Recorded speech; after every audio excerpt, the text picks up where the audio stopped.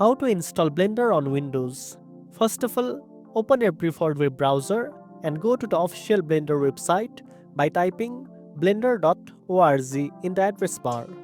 Next, on the home page, you will see a big button that says Download. Click on that button to go to the download page. After that, make sure the Windows version is selected, which it usually is by default, and then click on the download link to start downloading the Blender installer. Once the download is complete, locate the installer file in your downloads folder and double click on it to begin the installation process. During the setup, you will see a welcome screen. Click Next to proceed, then read and accept the license agreement by selecting the checkbox and clicking Next again. Now, choose the installation location or leave it as the default and click Next.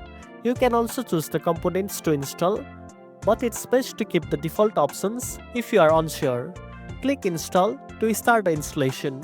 It will take a few moments depending on your system speed. When the installation is finished, click Finish to exit the installer.